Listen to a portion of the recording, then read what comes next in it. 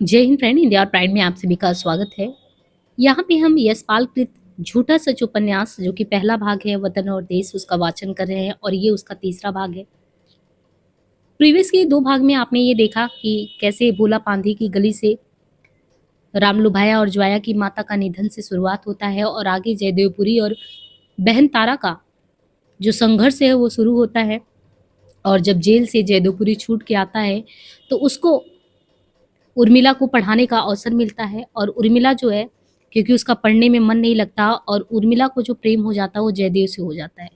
जयदेव को पता होता है कि उसकी आर्थिक बदहाली और उसके परिवार का जो विश्वास है और साथ ही साथ जो बेजी उसको मरी लेके गई होती है, उनके परिवार का विश्वास वो किसी भी हाल में तोड़ना नहीं चाहता, इसलिए बहुत ही सख्ती से वो उर्मिला से पेश आता, लेकिन कहीं ना कहीं उस प्रेम पास में वो भी फंसता नजर आता है। लेकिन क्योंकि जयदेवपुरी बहुत ही महत्वाकांक्षी व्यक्ति है और वो ये कहता है लास्ट में कि उर्मिला के अंदर क्या है, शारीरिक आकर्षण मात्र है और मैं पूरी बहुत ही महत्वाकांक्षी व्यक्ति, मैं शारीरिक प्रेम को इतना महत्व नहीं देता जितना मेरे अंदर मानसिक स्थूल प्रेम के प्रति जो भाव है उसमें मैं चाहता हूँ। तो कहता है कि बहुत अच्छा हुआ जो मैं एक दलदल से बच गया। कथानक आगे बढ़ता है। जयदेव ने जेल में मां संवार कर तैयार की हुई कहानियों के पत्रों में जहां तहां प्रकाशित कराना आरंभ कर दिया। आपने देखा होगा कि 2 ढाई साल जो इसने जेल में व्यतीत किया वो ऐसे ही नहीं गुजारा। करीबी करीबन 16 कहानियां तैयार कर ली थी और जैसे तैसे उनको सांस संवार कर की लोगों को जो है प्रकाशन में भेजे तो कुछ हमको आर्थिक आर्थिक आमदनी भी हो। पैरोकार और निषाद, ये पत्रकारों का नाम, जो पत्रिका है उनका नाम ध्यान रखना है आपको। पैरोकार निषाद के साप्ताहिक अंकों में लगातार उसकी कहानियां प्रकाशित हुई थी। उसे उदीयमान लेखक के रूप में तो बहुत से लोग जानते थे, परंतु इन 4 कहानियों की विशेष चर्चा और प्रशंसा हुई। इस प्रशंसा के आधार पर पेट में बेरोजगारी का पोल रहने पर भी वो अभ्यास से अकड़ी रहने वाली रीढ़ पर गर्दन को भी अकड़ाकर चलता था। पैरोकार के संपादक ने उसकी कहानी के शीर्षक के नीचे फारसी बहुल उर्दू में जो परिचायक टिप्पणी लिखी थी उसका भाव था, ये हमारे पत्र का गौरव है कि हम उदीयमान कलाकारों में अग्रणी मानव प्रकृति के अनुपम चित्रकार कथा शिल्पी श्री जयपुरी की कहानी अपने पाठकों के मनोविहार के लिए प्रस्तुत कर रहे हैं। जयदेवपुरी नवयुवक हैं, परंतु इनकी कलात्मक प्रौढ़ता विश्व साहित्य को दैदीप्यमान कर रही है, इत्यादि। पत्रों के कार्यालयों के लोग जयदेवपुरी को खोज खोज कर संपादकों की ओर से कहानी, भावपूर्ण गद्य और हास्य रस के लेखों के लिए अनुरोध करने आते थे, परंतु इस अनुरोध में कहानियों के पारिश्रमिक की कोई चर्चा नहीं होती। इसे एक विकट स्थिति आपको ये भी समझ में आएगा कि ये आर्थिक बदहाली की स्थिति पत्रकार हो, साहित्यकार हो, इनके लिए शुरुआत से रहा है। इनको बहुत सम्मान मिलता, प्रतिष्ठा मिलता, लेकिन इनकी आर्थिक बदहाली को कोई नहीं पूछने वाला। जयदेवपुरी की कहानियों का मांग था, उसका सम्मान था, लेकिन जब ये पता करना हो कि उसकी आर्थिक स्थिति कैसी है, उसके बदले उसको कुछ अपने मेहनताना भी चाहिए, उस पे कोई बात नहीं करता। मानवीय कला की चर्चा में कुछ रुपए की बात लाकर महान कलाकार का अपमान न करना चाहते हो, चाहे वो कितनी भी बदहाली में हो। परंतु जयदेव को तो पता था ना कि उसके परिवार की हालत क्या है। उसके अंदर रुपए ना कमा पाने की अपमान की वेदना बेहे दे रही थी। जयदेव सोचता, इस कला का मूल्य है या नहीं? कला की रचना के लिए मेरे पास बैठने का स्थान और सुविधा तक लिख पाने के लिए मेज कुर्सी तक नहीं है। श्रम से जर्जर निरंतर श्रम करते पिता के सामने मैं बेकार हूँ। माँ मेरे घर की सेवा की थकावट से चूर और जुझलाहट से बौखलाई रहती है। बहनें एक एक धुले कपड़े की चिंता अपनी त्वचा से अधिक करने के लिए कई बार सोचती है। किसी पत्र के कार्यालय में जाकर नौकरी के लिए बात करे, उसे कौन इनकार करेगा? परंतु इतनी प्रशंसा और सराहना पाकर उसका आत्माभिमान दूसरों से निमंत्रण की प्रतीक्षा करना, तब तक वो क्या करे? यानी वो चाहता कि कोई खुद ही उसको संपादकीय कार्य के लिए बुलाए, मेहनताना दे, क्योंकि अपने सम्मान को एक तरीके से वो किसी के सामने गिरवी नहीं रखना चाहता। वह अदायरा मुनव्वर प्रकाशन से एक उपन्यास अनुवाद करने के लिए ले आया था। अनुवाद के कुछ सप्ताह भर में ही उल्टा कर वो पारिश्रमिक की आशा से ले गया, परंतु प्रकाशक को पुस्तक प्रकाशित कर डालने की इतनी उतावली थी, वो उतावला ही नहीं था।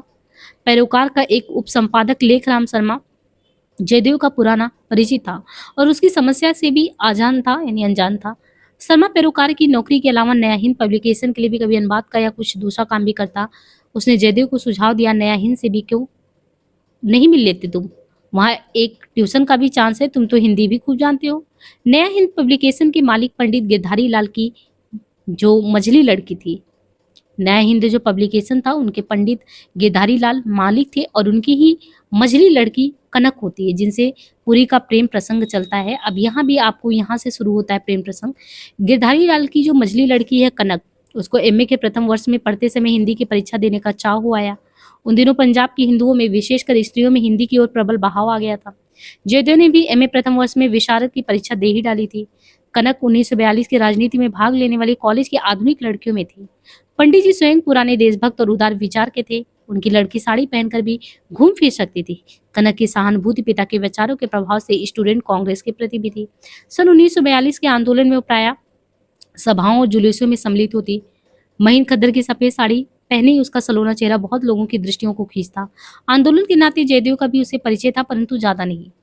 पंडित जी उर्दू अंग्रेजी ही जानते थे, उन्हें साहित्य में रुचि थी, बल्कि लिखने का शौक भी। प्रकाशन के धंधे में आ ही गए थे। कनक को बचपन में उन्होंने ही उर्दू सिखाया था। कनक ने हिंदी भी पढ़ी थी, परंतु अधिक झुकाव उर्दू की तरफ था। उसका विचार था कि अंग्रेजी साहित्य में एमए करके उर्दू में मुंशी फाजिल पर रिश्ता दे देगी, परंतु अपने साहित्य ज्ञान के विस्तार के लिए वो गर्मियों की छुट्टी में विशारद की परीक्षा की तैयारी भी करना चाहती थी। उसे अपना समय सार्थक बनाने की चिंता हो आई। जयदेव पंडित गिरधारी लाल का संदेश पाकर कनक के साहित्यिक अध्ययन, विशेषता हिंदी की पढ़ाई के संबंध में परामर्श देने गया था। जयदेव गया था इनके यहाँ। कनक ने कला के विद्यार्थी के रूप में जयदेव को अपना गुरु मान लिया और स्वागत विशेष विनय और अनुगत भाव से किया। वह जयदेव की प्रकाशित सभी कहानियां और कुछ लेख भी पढ़ी चुकी थी। 2 कहानियां उसने अपने साहित्य प्रेमी पिता को भी पढ़कर सुनाई थी। इसके जीजा का नाम, कनक के जीजा का नाम नैयर है। यह आगे भी कई बार नाम आएगा। जीजा इसके नैयर थे। तो अपने जीजा नैयर को कनक ने जयदेव का परिचय ऐसे दिया मानो जयदेव से मिल पाना नैयर का सौभाग्य हो। नैयर जो थे वो हाईकोर्ट के वकील थे और मॉडल टाउन में अपने बंगले में रहते थे। पंडित जी ने बात को घुमा फिराकर जयदेव जैसे साहित्य के समय के मूल्य को समझने के कारण संकोच में पूछा, क्या वो सप्ताह के 3 दिन या प्रतिदिन कुछ समय कनक की सहायता के लिए दे पाएंगे टाइम? समय के मूल्य का ख्याल कर वो अपनी बहन के समान लड़की को साहित्यिक विकास में सहायता देने के लिए कम से कम क्या पारिश्रमिक स्वीकार कर सकेंगे? कनक से कुछ ही समय बात करने के बाद जयदेव को उसके समीप वेतन पाने वालों की स्थिति में बैठने का विचार अच्छा नहीं लगा। उसको ये नहीं लगा कि हम पढ़ा तो देंगे लेकिन हम वेतन नहीं लेंगे। वेतन लेकर उर्मिला को पढ़ाने का अनुभव भी उसे याद आ गया। आर्थिक कठिनाई का विचार आत्मसम्मान की भावना में डूब गया। जयदेव ने कभी कभी आकर पढ़ा देना इस शर्त पर स्वीकार किया कि पारिश्रमिक का प्रश्न न उठाया जाए। वो लगभग प्रति दूसरे संध्या समय कनक को पढ़ाने ग्वाल मंडी जाने लगा। कहाँ पे संध्या रहती थी कनक? ग्वाल मंडी। तो ग्वाल मंडी आता था। साहित्य और राजनीति दोनों ही क्षेत्रों में पंडित जी का आदर था। उस सम्मानित परिवार में आ जा सकने का भी उसे संतोष था। जयदेव के मन में सदा एक सतर्कता बनी रहती कि उसकी आर्थिक कठिनाई पंडित जी के परिवार और कनक के सामने ना प्रकट हो। कनक के मकान पर जाते समय वह अच्छे से अच्छे कपड़े ढंग से पहनता और अपनी सबसे अच्छी कमीज और पतलून रख लेता। उसके लिए जूतों पर पालिश का ध्यान भी रखता। पंडित जी का प्रेस और गोदाम, पंडित जी का जो प्रेस है और गोदाम वो केलेवली सड़क पर था और दफ्तर साधुराम की गली में मकान के नीचे बैठक के साथ था। वे साधारणतः 5:30 या 6 बजे दफ्तर का काम समाप्त कर बैठक में चाय पीते तो कनक और कंचन, 2 लड़कियां जो इनकी कनक और कंचन है, उसको भी पुकार ही लेते। कनक की माँ का स्वभाव ही मिश्र था। बात करने के लिए बात वह कहकर भी कह नहीं पाती। बात करती तो 2 वाक्यों से अधिक शायद ही कभी।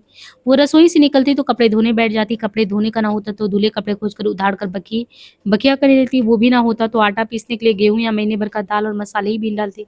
उसे सदा ही काम रहता। तबीयत ठीक होने पर चादर ओढ़कर आंगन में सो जाती। उनके एकमात्र औषध थी। वो बैठक में बुलाने पर भी ना आ सकती थी। वे पिछली सदी की थी और उसी में संतुष्ट थी। जयदेव कनक को बैठक में ही पढ़ाता था। गिरधारी लाल जी की लड़कियां कांता, कनक और कंचन। देखिए 3 लड़कियां हैं गिरधारी की। कांता है, कनक मझली है, बाकी एक कंचन है और कांता सबसे बड़ी होगी। ये सब मुक्त यानी खुले वातावरण में पली थी। उन्हें लड़कों के सामने सिमट सकचुआकर चुप हो जाने का अभ्यास नहीं था। दूसरे घरों में जैसे युवा अध्यापकों के लड़कियों को पढ़ाने आने पर लड़कियों को भयभीत न होने देने के लिए चौकसी के लिए किसी बड़ी बूढ़ी के समीप बैठे रहने का कायदा था, वैसा इनके यहाँ नहीं था। जयदेव वैतनिक अध्यापक की तरह नहीं, समसामाजिक स्तर के सहायक आधारित अभ्यागत की भांति आता। वो कभी 5 बजे आता, कभी 5:30। पंडित जी ने उसके आने पर चाय मंगवा देने का सुझाव दे दिया था। 5:30 बजे कभी पंडित जी भी बैठक में एक और आ बैठते और चौकसी के लिए नहीं, ब्रजभाषा के दोहों या दूसरी कविता के रस लेने के लिए। सराहना में वाह वाह किए बिना न रहते। कभी दोहे या कविता की तुलना या समता में उर्दू का कोई शेर या गजल। अच्छी खासी साहित्यिक चर्चा होती। इस बैठक में चर्चा साहित्य तक ही सीमित न रहकर राजनीतिक और जयदेव के जेल के अनुभव सभी तरह की बातें होती। कभी कनक अपना लिखा कोई लेख या कहानी सुनाकर जयदेव के परामर्श से सुधारती। जयदेव ने कनक को 2 सप्ताह ही पढ़ाया था कि संध्या समय ग्वाल मंडी जाने के समय की प्रतीक्षा दिन भर उसके मन में बनी रहती। उर्मिला के व्यवहार से लड़कियों के प्रति अनुभव हुई विरक्ति को कनक की प्रतिभा और आदर भरे सहज व्यवहार ने मन से ऐसे दूर कर दिया जैसे अच्छी बनी सड़क की गंदगी भारी वर्षा से धुल जाती हो। ये नहीं कि उससे पूर्व जयदेव किसी लड़की के रूप लावण्य के प्रति आकर्षित हुआ ही नहीं था, परंतु कनक के सामीप्य से वे बालिश स्मृतियां ऐसे घुल गई जैसे सूर्योदय हो जाने पर उषा का प्रकाश लोप हो जाता है। चढ़ती यौवन में कौन लड़की आकर्षक नहीं होती। कनक में अपने ढंग का सौंदर्य और आकर्षण तो था ही, जरा स्वस्थ गेहुआ रंग, शरीर एकहरा और भरा होने से कुछ लंबा। उसका आधुनिक व्यवहार और व्यक्तित्व छाप छोड़ता। उसके सामाजिक स्तर और स्थिति ने उसके रूप और व्यवहार के आकर्षण को जयदेव के महत्वाकांक्षी मन के लिए दूना कर दिया। कनक के प्रति जयदेव की भावना की स्वाभाविक प्रतिक्रिया ये भी हुई कि वह कनक की भावना का अनुमान करने लगा। अपनी और कनक की आर्थिक स्थिति का अंतर और अपनी बेकारी की चेतना उसे निरुत्साहित करती, क्योंकि इसे भी पता था कि कनक उच्च घराने की थी और इसकी स्थिति उससे कितनी दयनीय थी। बहुत अंतर था आर्थिक स्तर पे। तो जैसे ही उसको ये एहसास होता तो उसे लगता कि नहीं, कनक के समीप आत्मीयता या समता के अधिकार से खड़े हो सकने के लिए उसके पैरों में बेरोजगारी होने की सख्ती आवश्यक, मतलब कि एक तरीके से रोजगार होना चाहिए था और बेरोजगार था ही। यही एक बात उसके और कनक के बीच के सब व्यवधानों को दूर कर सकती थी कि उसके हाथ में कोई अच्छा रोजगार हो। जेल से छूटे उसे 2 महीने होने को आए थे। उसकी 6 कहानियां छप भी चुकी थी। प्रशंसा चारों ओर थी। संपादकों की ओर से भी कई कहानियों के लिए अनुरोध भी आते, परंतु नौकरी के लिए कोई संवाद नहीं। सोचता कब तक वो ऐसे निमंत्रण की प्रतीक्षा करता रहेगा। कनक के परिवार की सम्मुखहीनता से उसे अपने परिवार का दैन और भी खलने लगा। जयदेव ने विवश होकर अपने मकान के सामने रहने वाले डॉक्टर प्रभुदयाल के सम्मुख अपनी समस्या थी वो रखी। डॉक्टर प्रभुदयाल जयदेव के जेल जाने से कुछ समय पूर्व भोला पांडे की गली में आए थे। डॉक्टर प्रभुदयाल मेडिकल कॉलेज से एमबीबीएस की परीक्षा पास कर 1 वर्ष तक हाउस फिजिशियन कॉलेज अस्पताल की आवश्यक नौकरी का काम कर 1942 में मेडिकल कॉलेज से अवकाश ले लिए थे। प्रभुदयाल चाहता तो युद्ध के समय तुरंत सेना में अच्छी नौकरी भी पा जाता, परंतु राष्ट्रीयता भावना के कारण वो अपनी स्वतंत्र प्रैक्टिस जमाने की चिंता में था। कांग्रेस के काम में भी भाग लेता था। डॉक्टर रात बिहारी के सहायक के रूप में भी वो काम करता और उनकी ओर से आने वाले चुनाव के काम को भी देखता। डॉक्टर साहब ने मकानों की तंगी के जमाने में भी रेट कंट्रोल अफसर को पत्र लिखकर डॉक्टर प्रभुदयाल को भोला पांडे की गली में अच्छा और सस्ता मकान भी दिलवा दिया था। डॉक्टर राधे बिहारी असेंबली के प्रभावशाली सदस्यों में से थे। कांग्रेस के प्रमुख नेताओं में थे। खिजर हयात का मंत्रिमंडल भी उनकी बात का आदर करता था। हिंदू जगत में तो उनकी राय आदेश ही समझी जाती थी। जयदेव डॉक्टर प्रभुदयाल के साथ डॉक्टर राधे बिहारी के यहाँ भी गया।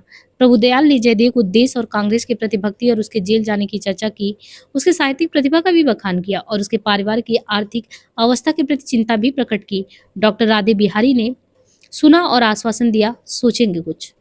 डॉक्टर प्रभुदयाल जयदेव को तीसरी बार दोपहर के एकांत में डॉक्टर राधे बिहारी के यहाँ ले गए। कौन? प्रभुदयाल ले गए राधे बिहारी के यहाँ।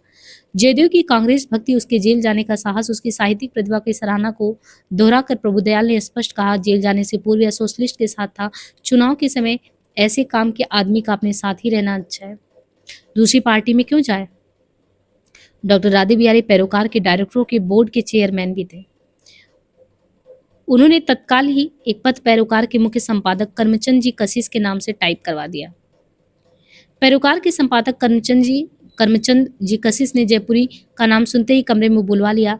जयदेव के कद कामत और आयु का विचार न कर खड़े हो गए और दोनों हाथ उसकी ओर स्वागत में बढ़ा दिए। जयदेव का हाथ अपने दोनों हाथों में आदर और स्नेह से बहुत देर तक दबाए कहते रहे, आओ जी बैठो। उसे कुर्सी पर बैठाकर स्वयं बैठे, अपना सिगरेट केस खोलकर उसके सामने रख दिया और माची जलाकर पंखे की हवा से बचाने के लिए दोनों हाथों में संभाल कर खड़े हो उसके सामने रख दी। जयदेव पिता के लिहाज से और अवसर भी ना होने से सिगरेट नहीं पीता था। उस आयु तक 2-3 सिगरेट ही फूका होगा, परंतु झिझक ना प्रकट करने के लिए उसने सिगरेट सुलगाकर धुआं छोड़ दिया। मन में समझा धुएं का पर्दा चतुर संपादक से बात करने में सहायक होगा। कशिश जी ने पूछा, मिस्टर पुरी हुक्म दीजिए, आपके लिए क्या मंगाया जाए, चाय कॉफी या कोई ठंडी चीज। जयदेव और भी दब गया। ऐसा आदर उसे कनक के घर के अलावा और स्थानों में पाने का अभ्यास भी नहीं था। आप कष्ट न करें, उसने उत्तर दिया, इस समय किसी भी वस्तु की इच्छा नहीं। ये कैसे संभव हो सकता है?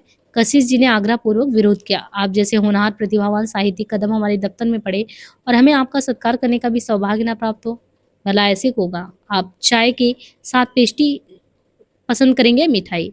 जयदेव इनकार कर चुका था। अपनी बात रखने के लिए व्यवस्था दिखाकर बोला, एडिटर साहब विश्वास कीजिए, अभी एक मित्र के यहाँ चाय पीकर ही आ रहा हूँ। दैट इज, वो कहते हैं कि दैट ऑल राइट। कशिश जी ने स्वीकार किया, कुछ ठहर कर सही, जल्दी क्या है।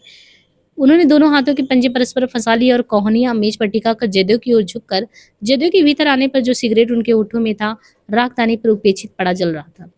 कसी जी ने फिर संबोधन किया, पुरी साहब ये बताइए हमारे लिए क्या लाए? हम दशहरे पर विशेष संस्करण निकाल रहे हैं। इतना आदर पाकर नौकरी पाने की सिफारिश के लिए लाया पत्र दिखाने का साहस जयदेव को हो ही नहीं रहा था। बात आरंभ करने के लिए खास कर जयदेव ने कहा, मैं तो चाहता हूँ कि आपको अधिक से अधिक सहयोग दो। कसी जी ने मेज पर घूंसा मारकर प्रबल उत्सुकता प्रकट की। इस समय आप क्या लिख रहे हैं? चीज ऐसी होनी चाहिए कि दिल को छू जाए, पकड़ ले। उन्होंने हवा में अपनी मुट्ठी बांधकर पाठकों का दिल पकड़कर दिखा दिया। जयदेव अपनी बात आरंभ करने के लिए बोला, एडिटर साहब अपनी परिस्थितियां और समय का भी। कसी जी ने टोक दिया, समय? आर्टिस्ट चाहे तो इस तरह ख्याल आता है। उन्होंने चुटकी बजा दी और बोले, उसे कागज पर उतार देने का ही सवाल रहता है, मैं स्वयं इसी तरह लिखता हूँ। जयदेव कुर्सी पर संभल कर बोला, दूसरे कामों में लगे रहने से उसी तरह के ख्याल दिमाग में भर जाते हैं।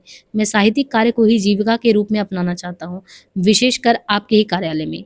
जयदेव ने कशिश जी के बोल पढ़ने से पहले ही ये बात कह दी। डॉक्टर साहब ने आपके लिए एक पत्र दिया है। उसने पत्र कशिश जी के सामने रख दिया। डॉक्टर राधे बिहारी का नाम सुनकर कशिश जी गंभीर हो गए। लिफाफे में से पत्र निकाल कर पढ़ा।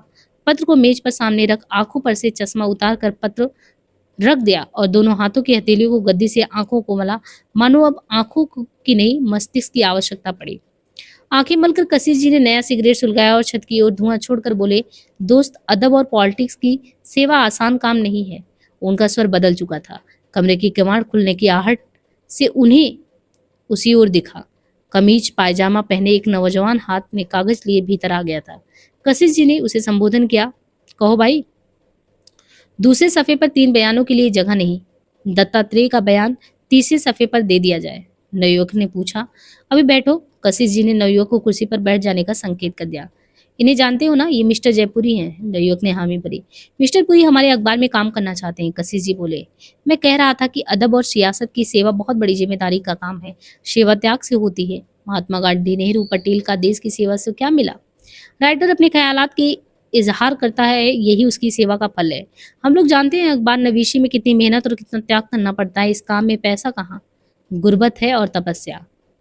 क्यों इंद्रनाथ जी? तो इंद्रनाथ से पूछते हैं। बेशक वजह फरमा रहे हैं, इंद्रनाथ ने समर्थन किया। अखबार नवीसी कठिन तपस्या और इसे सीखना ही पड़ता है। कशिश जी फिर बोले, बड़े बड़े लेखक तमाम उम्र सीखते रहे। मिसाल के तौर पर टॉल्स्टॉय को लीजिए। Do you know Tolstoy? इन्होंने अपनी कहानियों के पहले कलेक्शन को 100 बार रिवाइज किया था। आजकल के नौजवानों में टैलेंट की कमी नहीं है, इट इज देयर, लेकिन तपस्या नहीं है। वे सीखना चाहते हैं, वे सीखना नहीं चाहते। एकदम नाम, पद और दौलत चाहते हैं। अगर आपने कभी मोटर नहीं चलाई तो आप मोटर कैसे चला सकेंगे? जरूर एक्सीडेंट करेंगे ना। सर्टनली करेंगे। मोटर तो मामूली चीज है, जर्नलिज्म तो सियासत का जहाज है। जर्नलिस्ट चाहे तो स्टेट को बचा ले, चाहे तो डुबो दे। कितनी बड़ी जिम्मेदारी है। कशिश जी ने जिम्मेदारी के बोझ से दोनों बाहें फैलाकर गहरी सांस ली। बेशक सही फरमा रहे हैं, इंद्रनाथ ने फिर समर्थन किया। एक एक लफ्ज तोड़ कर लिखना होता है। बहुत अच्छा। कशिश जी का स्वर धीमा और अफसराना हो गया। आप काम लीजिए, कहते हैं कि आप काम कीजिए, पर आपको काम सीखना होगा। आप बाबू बनारसी दास से बात कर लीजिए। आप काम शुरू कीजिए, तनख्वाह के बारे में आपका काम देखकर हम तय कर लेंगे। कशिश जो साहब थे उन्होंने चश्मा नाक पर रख लिया और दूसरे कागजों पर नजर गड़ाकर इंद्रनाथ से बोले, भाई इसे जैसे मुनासिब समझो कर डालो। पटेल साहब के बयान का अहमियत का ख्याल रखना चाहिए। जयदेव को आगरा से चाय पिलाने की बात वो भूल चुके थे अब, क्योंकि अब उनको नहीं लग रहा था कि मेहनताना वगैरह की बात होगी। अब ये भूल चुके। इंद्रनाथ को उठते देखकर जयदेव ने समझ लिया उसे भी उठी जाना चाहिए। कुर्सी पर बैठाए जाते समय वो सम्मानित कलाकार अतिथि था। उठते समय कशिश साहब के अधीन पत्र का एक नौकर। अनुभूति बहुत कटु थी, परंतु जीविका का अवलंब हाथ में आ जाने की सांत्वना ने उसे सहनीय बना दिया। पैरोकार में जयदेव की ड्यूटी एक सप्ताह के लिए प्रातः 10 से 4 तक, दूसरे सप्ताह दोपहर बाद 4 से रात के 9 तक और तीसरे सप्ताह रात से 2 तक होती। पत्रों का काम साधारण मनुष्यों की सुविधानुसार नहीं चल सकता। सब पत्रों को परस्पर होड़ में सुबह लोगों की नींद टूटते ही उनके हाथ में पहुंचा देना पड़ता। इस आवश्यक नियम के अनुसार पत्रों के संपादन और छपाई का समय निश्चित होता। प्रत्येक प्रातः नागरिकों की नींद टूटने से पहले दैनिक पत्र संसार भर की गत 24 घंटों की घटनाओं का चिट्ठा बनकर सबके सामने आ जाता। इसलिए जब सर्वसाधारण सो रहे होते। पत्रकार रोशनी जलाकर मेज पर अपना सिर गड़ाए संसार भर के समाचार का चिट्ठा तैयार करते। प्रेस की मशीनें तेज साल से बड़े बड़े कागजों को छाप कर रख देती। इस काम में कठिनाई भी नहीं होती। कठिनाई किसी हो, मालिक या डायरेक्टर मैनेजर अथवा मुख्य संपादक को आदेश देता। मैनेजर और मुख्य संपादक कम वेतन पाने वाले सहायक संपादकों को और छापे की मशीन चलाने वाले को आदेश देते। पेट भर सकने के अवसर के लिए किसी कठिनाई को कठिनाई नहीं समझते। नागरिकों की नींद खुलते ही दैनिक पत्र घटनाओं को अपने अपने ढंग से सजा बजा कर पाठकों के सामने उपस्थित हो जाता। पत्रकार के काम की विशेषता ये रहती कि वह अपने व्यक्तित्व को परोछ में रखकर पत्र के मालिकों की इच्छानुसार घटनाओं के वर्णन को रंग देता। हजारों पाठक उसके काम से प्रभावित होते, परंतु उससे अपरिचित रहते, इसलिए उसकी सुविधा और आराम का प्रश्न ही नहीं उठता। सहायक संपादक प्रेस की मशीनों के लिए मसाला तैयार करने की मशीन होते। जयदेव ने इसी जीविका को चुना था और ऐसी ही दिनचर्या उसे अपनानी पड़ी थी। उसके भोजन और शयन के समय पत्र की आवश्यकता के अनुसार चलते रहते। मुख्य संपादक बनने की महत्वाकांक्षा थी, परंतु वह दूर, बहुत ही दूर की बात थी। वो ग्वाल मंडी में कनक के यहाँ कई कई दिन न जा पाता, परंतु जा सकने के अवसर पर वो बिना गए नहीं रहता। कई दिन की प्रतीक्षा के बाद आते ही किसी दोहे की उपमा और रूपक के विवेचन में डूब जाना जयदेव और कनक के लिए संभव न होता। इतने दिन ना आने की शिकायत भी न करना कनक के लिए कैसे संभव होता। जयदेव को भी अपने काम के बोझ का कुछ ब्यौरा ही देना पड़ता। सने सने कनक के सहज निसंकोच व्यवहार और शाही चर्चा के उत्साह का स्थान आदरपूर्ण मौन लेता जा रहा था। अब वो पहले की तरह खोज खोज कर छंदों की विवेचना न करने लगती। ध्यान आ जाता पुरी जी काम से थके हुए होंगे। पिताजी यदि उठकर चले जाते तो कभी तो कुछ समय के लिए दोनों चुप रह जाते और फिर संकोच होने लगता, वो चुप क्यों बैठे हैं। जाड़ों के दिन थे। जयदेव सप्ताह भर के व्यवधान के पश्चात आया था तो सूर्यास्त से पूर्व न पहुंच सका। बैठक में पंडित जी सिर पर साफा बांधे और हाथ में छड़ी लिए बाहर जाने के लिए तैयार थे। गिरधारी लाल जी ने आओ बरखुरदार कहकर ऊंचे स्वर में जयदेव का स्वागत किया। जयदेव के स्वास्थ्य के विषय में प्रश्न किए। पैरोकार पत्र की प्रशंसा के ब्याज से उसके काम की सराहना की।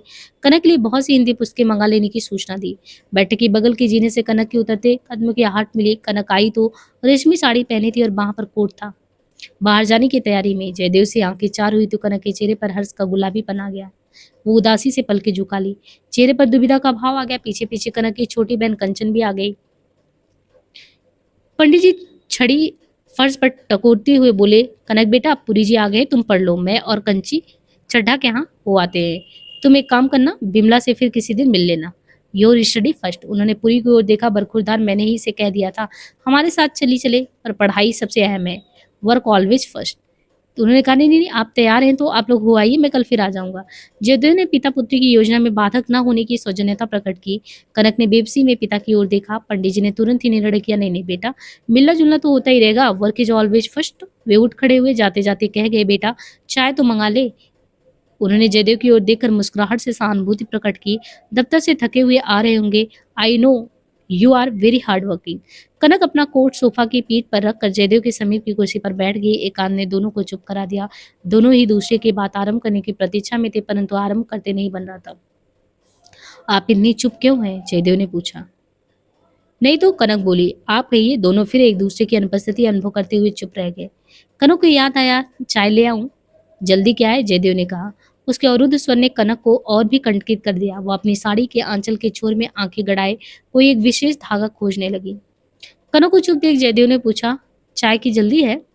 कनक ने एक पल जयदेव की आंखों में देख पलके झुकाकर इंकार में सिर हिला दिया और उसकी कांपती हुई उंगलियां साड़ी के आंचल में फिर धागा खोजने लगी। तुम्हारी आंखें इतनी गुलाबी क्यों हो रही? जयदेव ने साहस किया। कोई देखेगा तो क्या कहेगा? वो आपके स्थान पर तुम कह गया। कनक का रोम रोम सिहर उठा। जयदेव से आंखें मिलाने में कठिनाई अनुभव कर वो बोली, मेरी आंखें कहाँ गुलाबी है? अपनी देखिए। उसकी आंखें फिर झुक गई।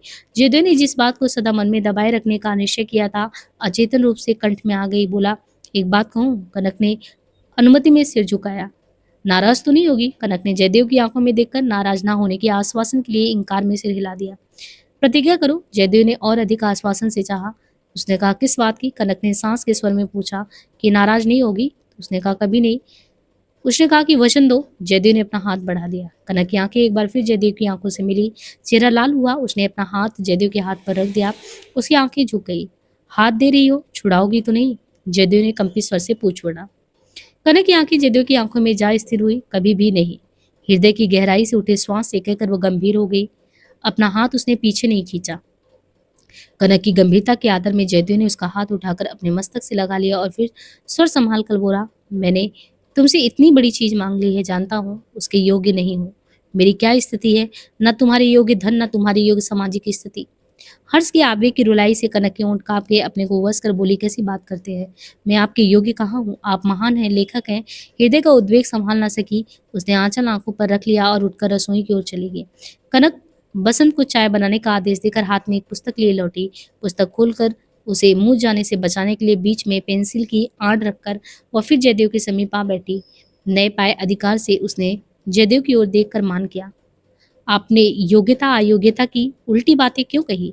कनक के घर के संपन्न वातावरण में और कनक के सहज संतुष्ट व्यवहार के सम्मुख जयदेव अपनी आर्थिक हीनता की चेतना से पल भर भी मुक्त ना हो पाता।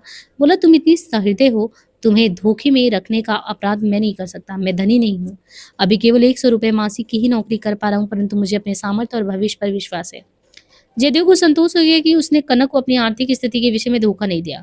कनक ने फिर आंखों में आंसू भर प्रतिवाद किया, पैसे का क्या है, मैं पैसे की भूखी हूँ। आपकी कला और व्यक्तित्व की महत्ता को कौन नहीं जानता। उस दिन के बाद जयदेव और कनक के बाहर भी मिलने लगे प्रसंग, मतलब वो मिलने लगे बाहर भी। अब संध्या समय जयदेव की ड्यूटी दफ्तर में रहती तो दोपहर के समय जब रेस्तरां सूने रहते, कनक कॉलेज से चली आती, वे कभी माल रोड पर स्टैंडर्ड में मिल जाते तो कभी किसी दूसरे स्थान पे। कनक की कल्पना में उसके भविष्य की रूपरेखा स्पष्ट हो आई। धन की उसे अब परवाह नहीं थी। अभाव की अनुभूति ना होने से उसे ना धन की चिंता भी नहीं थी। उसे घन की विपुलता का भी अनुभव नहीं था और ना ऐसी महत्वाकांक्षा थी। उसकी दो सहेलियां धनी परिवार की थी, मोटर में आती जाती थी। कनक को टांगे की किराए के लिए कभी कठिनाई नहीं हुई थी। बस में आने जाने में भी आपत्ति नहीं थी, वह उसी से संतुष्ट थी। अब उसका विचार एमए की परीक्षा के पश्चात उर्दू साहित्य में मुंशी फाजिल की परीक्षा देने का नहीं रहा। वह जर्नलिज्म सीखकर जयदेव के साथ अपना स्वतंत्र साहित्यिक पत्र आरंभ करने की कल्पना करने लगी। उसे तनिक भी संदेह नहीं था कि जयदेव एक दिन प्रेमचंद, शरत, गोरकी, हार्डी, माहम के समान विश्रुत लेखक होगा। एक छोटी सी फुलवारी से घिरा घर, कमरे में लिखने के लिए 2 मेज होंगे, ऐसी वो कल्पना करने लगी। पत्र के कार्यालय में अपनी उपयोगिता प्रमाणित करने में जयदेव को बहुत समय नहीं लगा। उसे टेलीप्रिंटर पर अंग्रेजी में आए समाचारों का अनुवाद करने की अपेक्षा टिप्पणी और लेख लिखने के काम दिए जाने लगे। उसकी सम्मति की भी मूल्य भी समझा जाने लगा। इसलिए कशिश जी ने कभी छोटे मोटे मतभेद का अवसर भी आ जाता, लेकिन फिर भी चीजें चलती। कशिश जी प्रायः उसे तकाजा करते रहते, पुरी साहब, बहुत दिन से आपकी कहानी हमारे अखबार में नहीं आई। संबंध आपका पैरोकार से है, कहानी आप देते हैं आरसी को, हम तो आपकी कहानियों को ही ज्यादा कद्र देते हैं। जयदेव अपनी रचनाओं के लिए पैरोकार से पृथक पारिश्रमिक की उम्मीद रखता है, इसलिए कहानियां दूसरे पत्रों को भी दे देता।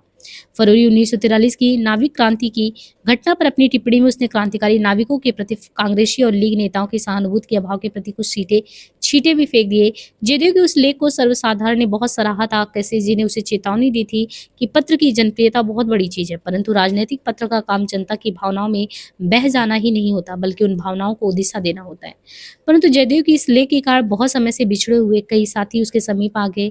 यह था स्टूडेंट फेडरेशन और कम्युनिस्ट पार्टी के लोग, मंजूर, नरेंद्र सिंह, असद, प्रद्युम्न आदि।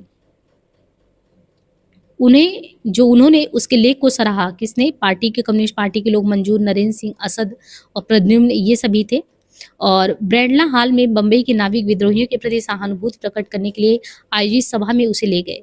सभा में जयदेव बहुत उत्साह से बोला। कामरेडों को उम्मीद थी कि जयदेव के रूप में उन्हें एक प्रबल समर्थक मिल गया, परंतु कामरेडों से जयदेव को दूर रखने वाले दूसरे प्रश्न भी थे। यह प्रश्न था कम्युनिस्ट दल का जातियों के आत्मनिर्णय के अधिकार का सिद्धांत।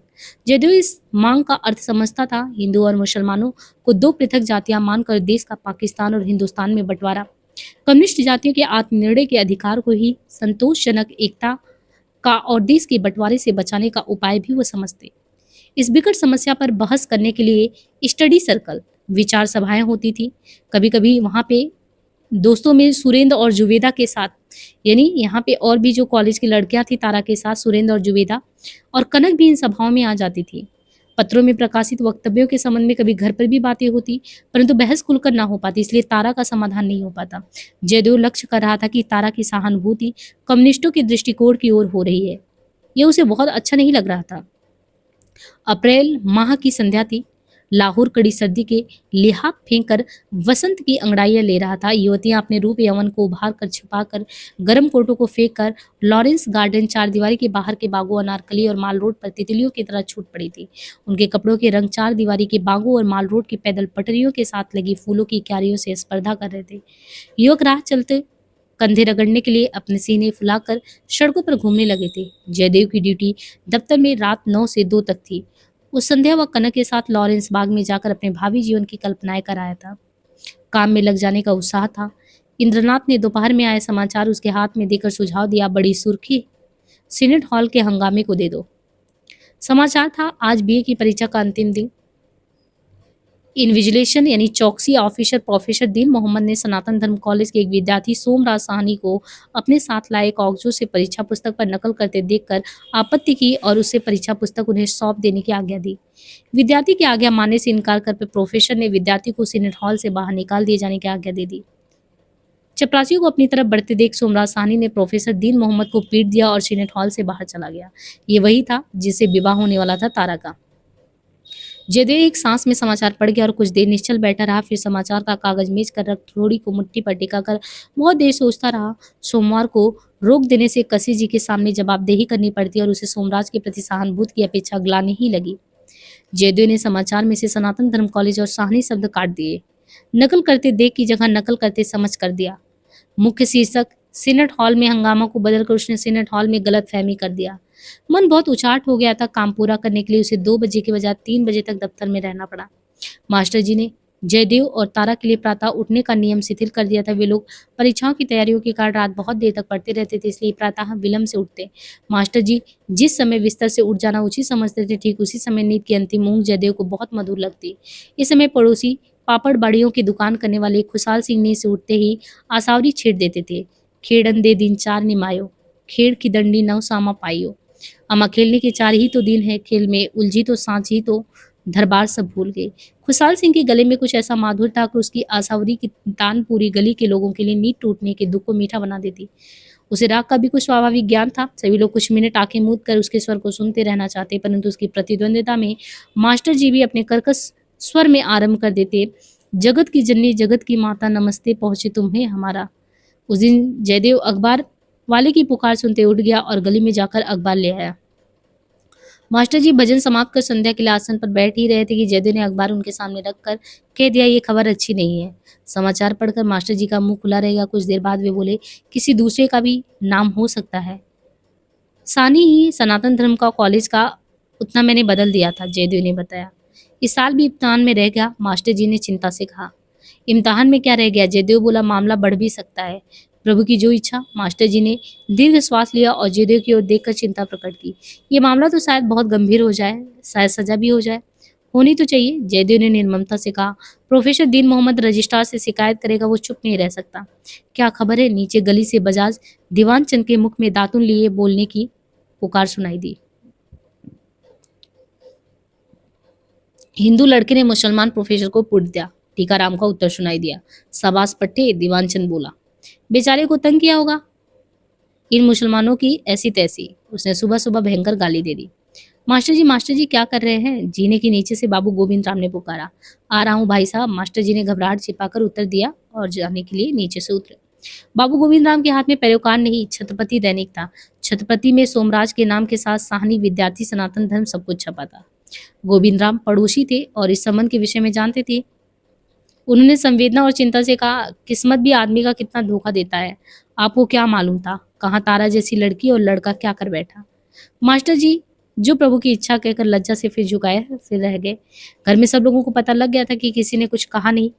तारा गर्दन लटकाए रही, भोजन नहीं किया, ना कॉलेज जा सकी, सिरदर्द बताकर लेटी रही। कॉलेज के परिचितों को उसके इस संबंध का कुछ पता नहीं था।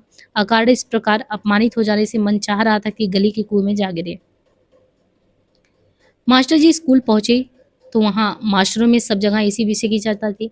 मास्टर लोग अनुशासन की इस हत्या के प्रति चिंता प्रकट कर रहे थे। उनका कहना था, यूनिवर्सिटी के प्रोफेसरों का इस प्रकार अपमान होगा तो साधारण मास्टरों के लिए तो सड़क पर चलना ही संभव नहीं होगा।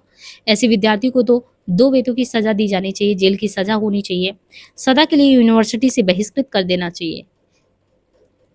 मास्टर जी गहरी सांस लेकर चुप रहे। दूसरे दिन पत्रों में भिन्न भिन्न प्रकार के समाचार थे। पैरोकार में नगर के संवाददाता की एक सूचना, सभी कॉलेज और यूनिवर्सिटी के प्रोफेसर कॉलेज और परीक्षाओं के अनुशासन की रक्षा के लिए रजिस्ट्रार से इस विषय में शीघ्र और उचित कार्रवाई की मांग हो। सियासत दैनिक में सीनेट हॉल के फिसाद का मुजरिम लापता, सोमराज साहनी तालिम सनातन धर्म कॉलेज पर मजिस्ट्रेट के सामने पेश होने के लिए समन जारी। मोदबीर जरिए से मालूम हुआ कि मुलाजिम लापता, पुलिस मजीद तहकीकात कर रही है। छत्रपति दैनिक में दूसरी तरह का समाचार था।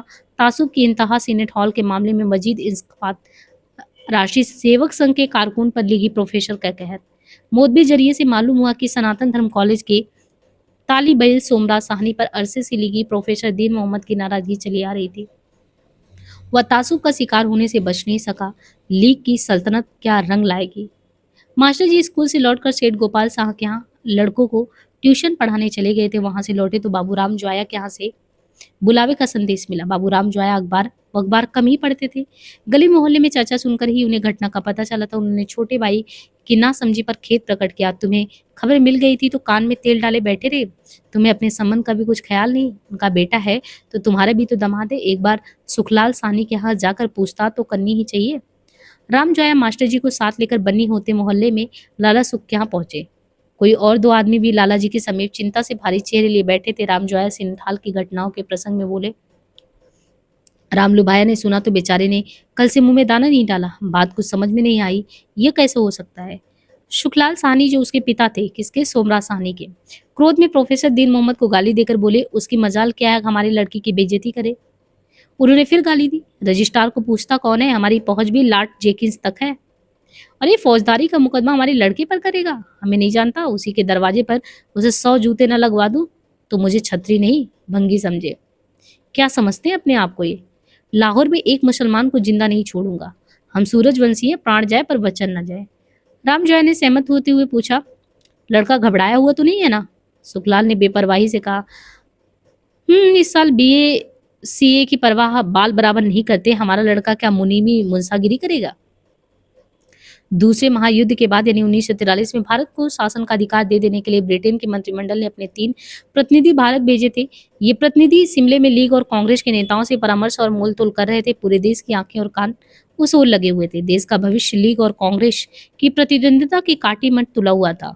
लाहौर उसे भूलकर सीनेट हॉल के मामले मुसलमान प्रोफेसर और हिंदू विद्यार्थी के झगड़े में उलझ गया था। परीक्षा में नकल करने पर आपत्ति सांप्रदायिक मामला बन गया था। 2 महीने पूर्व विधानसभा के चुनाव के समय लाला सुखलाल डॉक्टर राधे बिहारी की प्रमुख सहायक रहे थे। हिंदू सभा और राष्ट्रीय स्वयंसेवक में भी लाला सुखलाल डॉक्टर साहब के प्रतिनिधि दाहिने हाथ थे। डॉक्टर साहब को जाकर मुख्यमंत्री खिजर हयात खां को परामर्श देना पड़ा कि मामले ने सांप्रदायिक रंग ले लिया है। हिंदुओं को आपकी सरकार से आशंका खामखा हो जाएगी। पंजाब के मुख्यमंत्री सर खिजर खां की स्थिति भी डामाडोल लग रही थी। यहाँ पे एक राजनीतिक जो है डामाडोल की भी स्थिति थी। सन 43 के चुनाव में जो है पंजाब विधानसभा में लीग और कांग्रेस के सदस्यों की संख्या तो बढ़ गई थी, परंतु यूनियनिस्ट पार्टी की संख्या घट गई थी। वे कांग्रेस मेंबरों की सहायता से ही शासन चला रहे थे। कौन? Unionist party. मुस्लिम लीग उनका मंत्रिमंडल तोड़ देने के प्रयत्नों में लगी हुई थी। उनके सामने अनुशासन और यूनिवर्सिटी की प्रतिष्ठा का प्रश्न था। यूनिवर्सिटी के रजिस्ट्रार मदन मोहन प्रोफेसर दीन मोहम्मद के मामले का उचित निर्णय न हो पाने पर हाई कोर्ट में दरख्वास्त देने पर तुले हुए थे। ऐसे समय उत्तेजना से समस्या की बिगड़ जाने की यह आशंका थी। कांग्रेस के प्रतिनिधियों को संतुष्ट रखना भी जरूरी था। सरकार ने मामले की उचित जांच पड़ताल के लिए एक कमेटी नियुक्त की। जयदेव ने मतलब कि हुक्म दिया कि एक कमेटी बनाई जाए। जयदेव ने घर में बतलाया कि उसे विश्वस्त सूत्रों से मालूम हुआ कि प्रोफेसर दीन मोहम्मद को पेशावर कॉलेज के प्रिंसिपल का पद देकर लाहौर से हटा दिया गया है। वो पद की उन्नति को अपनी कर्तव्य निष्ठा की सराहना समझकर संतुष्ट हो गया है। एक जांच कमेटी भी बना दी गई। कमेटी में ऐसे ही लोग हैं जो निर्णय को टाल देना चाहते हैं। बाबूराम जोया के घर से तारा की ताई आकर तारा की माँ को समझा गई कि लड़की को कॉलेज में पढ़ाकर तुम्हें क्या लेना है। लड़के के बराबर तो अब पढ़ ही ली है। उन लोगों के यहाँ जाकर इसे कौन स्कूल मास्टरी या मुंशीगिरी करनी है। क्या बच्चों को अंग्रेजी में लोरी देगी। कॉलेज में लड़कियों को पढ़ाने का फैशन तो माल रोड और ग्वालमंडी के लोगों में है। तू जानती है हमने तो 10वीं पास कराकर सीलों के हाथ भी पीले कर दिए। ये इनकी जेठानी आके जो है रामलू भाया की जो पत्नी है भगवान देई उनको समझा रही है कि तारा को इतना क्यों पढ़ा रही हो। इनकी सीलो तो पढ़ने से रही, लेकिन वही है कि अपनी देवरानी को आगे समझा रही हैं कि क्यों उसको पढ़ा रही हो। और जब लड़का यानी जो सोमराज साहनी है, भले ही वो उद्दंड है, लायक नहीं है, लेकिन उस कह रही कि जब वो बीए पास नहीं तो लड़की पास कर लेगी तो भला जग हंसा ही नहीं होगा कि लड़का तो पास है और लड़की फेल, लड़की पास है और लड़का फेल। तारा की माँ को जेठानी की राय ठीक लगी। मास्टर जी को भी लाचारी में यही उचित लगा। उन्होंने कहा प्रभु की इच्छा के सामने क्या कोई कर सकता है कुछ। तारा की माँ और मास्टर जी तो लड़की की सगाई हो जाने पर उसे इंटर से ज्यादा पढ़ाना व्यर्थ समझने लगे थे, लेकिन जो भाई जयदेव था उसके गार्ड उसे बीए में दाखिला करवाया गया था। तारा व्यर्थ जिद किए बैठी थी। उसे जयदेव के प्रभाव से ही वश में किया जा सकता था। जयदेव की खाना खाने के लिए बैठने पर माँ ने तारा को समीप बुलाकर बात शुरू की। इसे तुम ही समझाओ। जब ससुराल वाले पढ़ाना नहीं चाहते तो उसे पढ़ाई से क्या फायदा? उन्हें नाराज करके हम कहाँ जाएंगे? तारा मुख दीवार की ओर किए चुप बैठी रही। हो जाने दो नाराज, जयदेव माँ की आशा के विपरीत बोला। यानी भाई ने बहन का साथ दिया। माँ ने विस्मय से आंखें फैलाकर और सिर को दोनों हाथों में थाम कर समझदार समझे जाने वाली लड़की की ओर देखकर पूछा, उन लोगों ने सगाई तोड़ दी तो? जयदेव ने कहा, अच्छा ही है, हम सगाई तोड़ने की चिंता से बचेंगे। जयदेव ने उत्तर दिया। लड़की की जिंदगी का क्या बनेगा? माँ ने पूछा। तुम्हें उसकी जिंदगी भारी हो रही है तो मैं बहन का बोझ उठा सकता हूँ। जयदेव बिगड़ उठा। कहाँ फर्स्ट डिवीजन में पास होने वाली लड़की, कहाँ इम्तिहान में नकल करने वाला लड़का। माँ आगे बात ना बढ़ाकर उठ गई। जयदेव ने तारा की ओर देखकर अंग्रेजी में कहा, तुम व्यर्थ चिंताओं में घुली जा रही हो, पढ़ने लिखने में ध्यान दो। हमारे चारों ओर इतने बड़े बड़े परिवर्तन हो रहे हैं, हमारे माता पिता की दृष्टि वहां तक नहीं पहुंच सकती। विवाह ही तो सब कुछ नहीं है ना। जब तुम चाहोगी, योग्य लड़की को चाहने वाले युगों की कभी नहीं होगी। तारा की आंखों से सांत्वना के आंसू बह गए। यानी सांत्वना भाई ने दिया, भाई ने सपोर्ट किया। उसके मन, मस्तिष्क और शरीर का अव्यक्त पीड़ा सज्जड़ बना देने वाला ज्वर सहसा उतर गया। जून महीने में घर की कोठरी गर्मी से नरक बन जाती। वो बरामदे में चटाई बिछाकर जा लेटी और आंखें मुंह सोचने लगी। यदि उसने परीक्षा में नकल ना की होती, या यदि उसी से मेरा विवाह निश्चित रहे, तो मेरा पढ़ते रहना केवल इसलिए अनुचित है कि वो नहीं पढ़ सकता। पुरुष की तुलना में स्त्री की हीनता स्वाभाविक तो नहीं, परंतु आवश्यक बना दी गई है। तारा की कल्पना और आगे बढ़ी। विवाह कभी करूंगी तो खूब विद्वान प्रतिभावान व्यक्ति से ही करूंगी। अपनी अपेक्षाहीन आदमी से क्या विवाह? वो तर्क करने लगी। स्त्री अपनी शोभा अपने से बढ़कर पुरुष को पाने में ही समझ लेती है। वो स्वयं अपने योग्य पुरुष से हीन क्यों रहना चाहती है? जिसे अपने से बढ़कर नहीं समझ सकती, उसे अपने योग्य कैसे समझे? उसके प्रति श्रद्धा और प्यार क्या? जुलाई के पहले रविवार के प्रातः सुरेंद्र के लड़के का नामकरण था। सुरेंद्र ने तारा को बहुत आग्रह से आने के लिए कहा था। इनकी जो फ्रेंडशिप में सुरेंद्र थे। तारा प्रातः 8 बजे ग्वालमंडी में अमृतधारा के समीप सुरेंद्र के मकान पर पहुंची। एक बड़े कमरे में फर्श पर बिछाई गई दरियों पर चादरें बिछाकर संगत बैठी थी। दाहिनी ओर शीर्ष स्थान पर एक वृद्ध ग्रंथी सिख पुजारी चौकी पर रखे हुए श्री गुरु ग्रंथ साहब का पाठ कर रहे थे। ग्रंथ साहब रेशम के बस्तों के बिछौने पर रखा हुआ था। सुरेंद्र के पिता चौकी के समीप बैठे श्रद्धा से ग्रंथ साहब पर चुअर डाल रहे थे। कमरे की लंबाई में एक और पुरुष और दूसरी ओर स्त्रियां थी। लगभग हाथ भर खाली स्थान की गली उन्हें बांटी थी। तारा कुछ विलंब से आई थी, इसलिए उसे खाली स्थान की गली के किनारे पुरुषों के समीप पहली पंक्ति में ही बैठाते समय सुरेंद्र ने दुपट्टे के आंचल से सिर ढक लेने का संकेत कर दिया। सुरेंद्र कॉलेज में या बाजार से आते जाते समय कभी सिर न ढकती थी। समीप ही साड़ी और दुपट्टों के आंचलों से सिर ढके बैठी गुट और कनक मुस्कुरा रही थी। सभी स्त्रियों के सिरों पर कपड़ा था। संगत में अधिकांश सिख ही थे। उनके सिरों पर दस्तारें पगड़ियां थी। कुछ मुझे केस काटने वाले भी थे। उनके सिरों पर पंगड़ियां या टोपियां थे। एक अति आधुनिक वहां से हैट पहने चले आ रहे थे पहन के। वे मजबूरी में सिर पर हैट ही रखे बैठे थे। यहाँ उघाड़े सिर बैठने की अपेक्षा सिर पर हैट रख के बैठ जाना ही सही था। एक सज्जन भूल से पगड़ी या टोपी बिन चले आए थे। उन्हें जेब से अपना रुमाल निकालकर सिर ढक लेना पड़ा। तारा के आने के कुछ समय बाद फेडरेशन का असद अहमद भी आया। तारा को अच्छा लगा। असद का परिहास बहुत सुलझा हुआ था। सभा और स्टडी सर्कल में बोलता तो कुछ ही वाक्यों में समझा देता। अवसर होता तो वह शालमी दरवाजे तक तारा का साथ दे देता। इतने के लिए तारा उनमें से कह सकती। भीतर आने के दरवाजे के समीप अधिक जमाव हो चुका था, इसलिए असद को 4-5 आदमी लांग कर स्त्रियों से बंटवारे की खाली गली में तारा के सामने ही बैठना पड़ा। दोनों ने परस्पर पहचाना। संकेत से नमस्ते हुई। असद के सिर के केस घुंघराले थे। वह सिर पर कभी भी टोपी या साफा नहीं रखता। उसे सिखों के रीति रिवाज का भी परिचय नहीं था। दूसरे लोगों को गुरु ग्रंथ साहब की ओर हाथ जोड़े देखकर वह भी ग्रंथ के प्रति सम्मान के लिए हाथ जोड़ा। असद के समीप बैठे सरदार जी ने असद का ध्यान आकर्षित किया और सिर ढक लेने का संकेत दिया। उसने सब लोगों की ओर देखकर स्थिति समझी। रुमाल से सिर ढके सज्जन की ओर देखकर उसे उपाय सूझा। पतलून की जेब में रुमाल के लिए हाथ डाला तो रुमाल नहीं था। तारा ये सब देख रही थी और मुस्कान रोकी थी। जेब में रुमाल ना पाकर असद झेप गया। क्षमा मांगकर उठकर जाने को ही था कि एक सिख सज्जन ने अपनी जेब से नया तह किया वो रेशमी रुमाल निकालकर उसके हाथ में दे दिए। रुमाल ओढ़ लेने पर असद की आंखें तारा से मिल गई। तारा मुस्कान न दबा सकी। असद को अपनी अवस्था पर स्वयं हंसी आ गई। हंसी फूट ना पड़ी, इसलिए दोनों ने आंखें बचा ली।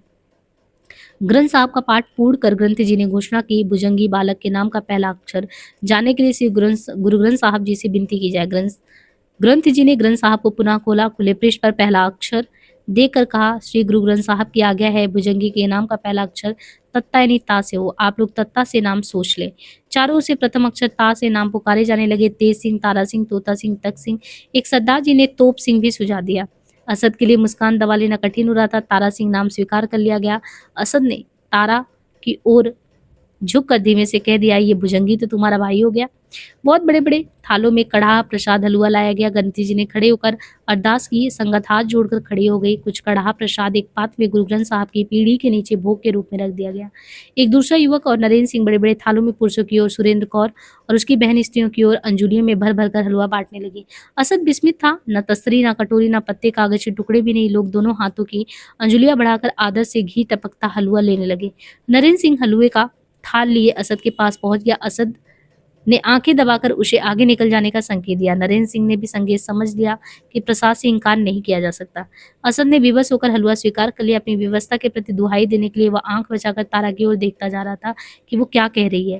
तारा और उसकी सहेलियों के हाथ छोटे होने के कारण कुछ कम हलवा स्वीकार करके ही त्राण मिल गया था। असद ने उनकी ओर गर्दन बढ़ाकर धीमे से कहा, हाथ बड़े होने की वही सजा है, ये तो इनाम है। तारा ने वैसे ही उत्तर दिया, तो लाओ बदल लेते हैं। ओहो, अपनी कमाई? तारा ने अपने हाथ में पीछे कर लिए। लगभग पाव पाव भर हलवा समाप्त कर देना तारा और उसकी सहेलियों के लिए भी कठिन था। हलवा किसी तरह समाप्त हुआ। समस्या थी घी टपकते हाथों को किस प्रकार साफ किया जाए।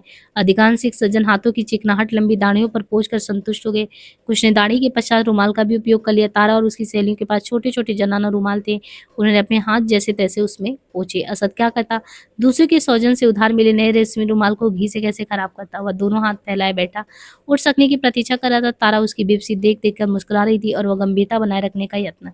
तारा ने अपने हाथ का पोंछा हुआ रुमाल उसकी ओर फेंक दिया। कनक और गुड ने भी अपने रुमाल देखकर उसकी सहायता की। असद ने नरेंद्र सिंह की ओर संकेत कर दबे स्वर में तारा और गुड्डू से पूछा, बेवकूफ ने इतना हलवा बांटा है तो क्या तस्तरियां या दोनों का प्रबंध नहीं कर सकता था? तारा ने बताया, वो प्रसाद है, हाथों में ही लिया जाता है, बर्तन में लेने से प्रसाद का अपमान होता है। संगत के उठ जाने पर नरेंद्र और सुरेंद्र ने कॉलेज और फेडरेशन के साथियों को जरा ठहर जाने के लिए कहा।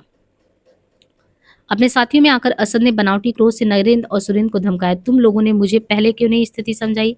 संगत के उठ जाने पर नरेंद्र और सुरेंद्र ने कॉलेज और फेडरेशन के साथियों को जरा ठहर जाने के लिए कहा और अपने साथियों में जाकर असद ने बनावटी क्रोध से नरेंद्र और सुरेंद्र को धमकाया कि तुम लोगों ने मुझे पहले क्यों नहीं स्थिति समझाई। मैं भी खूब बड़ा पगड़ पहनकर जेब में एक तौलिया भरकर आता। खैर, मैं भी तुम्हें किसी रोज धोखे से मस्जिद में ले जाऊंगा और खूब उठक बैठक करवाऊंगा।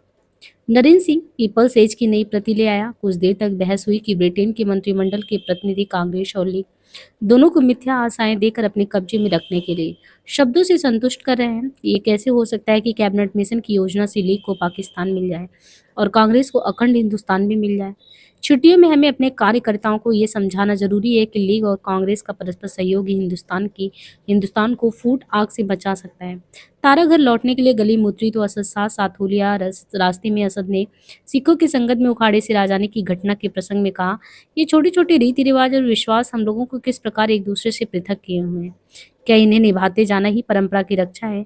लोग परस्पर जितना अधिक मिले जुले वही तो अच्छा है। इनमें से कुछ रिवाज और विश्वास रह जाएंगे, कुछ बदल जाएंगे। तारा हुंकार भरती जा रही थी। असद ने पूछा, कोई मुसलमान लड़की तुम्हारी सहेली नहीं है क्या? जुबेदा से बातचीत है, तारा ने उत्तर दिया। कभी उसके घर नहीं आई?